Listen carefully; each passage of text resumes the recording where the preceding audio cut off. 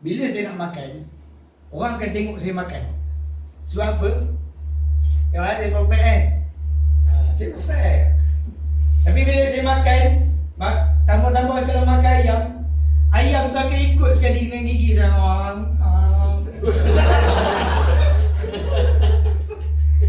Kadang-kadang kita pun tak tahan juga bila orang cakap pasal benda macam tu.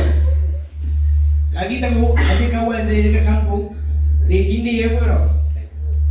Bila pagi, orang suka makan roti canai. Orang kampung pun kadang-kadang dia suka makan roti canai. Ada yang sini tak suka makan roti canai?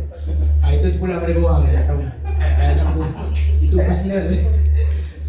Bila dia makan roti canai, bila dia dah tumpah kuah kan, dia koyak sikit. Nak menyindir saya punya pasal, macam mana gigi aku boleh ada kat sini? Aku pun heran dan pelik lah. Aku cakap dia ni memang tak kerti nak jaga personal orang tu. Itu satu hal lah. Okey, itu dah habis. Okey, cerita kedua kena duduk balik. Penat. Cerita kedua, aku ingat lagi masa nak balik kampung. Aku ke Boston. Jauh Boston. Tapi Boston ni tak perlu order flight. Dia naik motor boleh sampai. Walaupun dia across border of Malaysia kan, tapi dia boleh sampai. InsyaAllah. Motor ni memang siapa bau. Okey. Ada satu hari tu aku baru lepas makan juga. Baru lepas makan kan, aku rasa macam ada tersangkut pun panggil macam tulang-tulang yang buat ayam tu. Urat dia macam tu lah kan. Bila makan-makan dia tersangkut dalam ni. Aku tak selesa lah.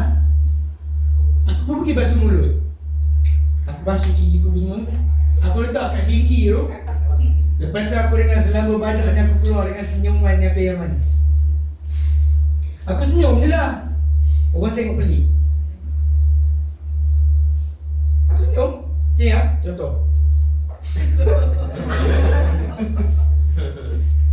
Lepas tu orang pun tengok aku pelik. Aku macam tak nak apa lah kot. Aku start motor. Masa tu Arek dah lupa pula apa cerita. Arek dah tanya balik. So aku dah nak sampai exit Sungai lah. Aku rasa macam pelik. Aku tengok side mirror. Lepas tu aku pun macam, aku masa tu bukannya saja nak nganggur, tapi agak nak bagi lah. Gigi aku tertinggal dekat tandas tadi. Aku macam, wih. Kan? Sudah je. Tak nak kan, tak U-turn balik kan, minyak gigi semua. Sekali orang tahu gigi tu kat situ ada ke? Tak ada. Aku cari lah, aku tanya lah dengan orang kata, nampak gigi lah, nampak gigi. Tak ada bos. Okey, terima kasih. Lepas tu aku pun, mana letak kan? Aku cari balik tak ada. Lepas tu aku ingatkan aku letak kat sinki. Rupa-rupa dalam poket hoodie aku. Sebab apa? Sebab bila aku ni suka macam ni. Bila berjalan tu macam ni. Gigi aku. Aku pakai dah balik. Barulah orang senyum pun. Barulah lawa sikit senyuman. Kalau tidak, kalau pergi mana-mana pun, bila nak buat gigi? Bila nak buat gigi kan? Sebab tu aku malah nak pergi orang kahwin. Aku menyampah pergi orang kahwin.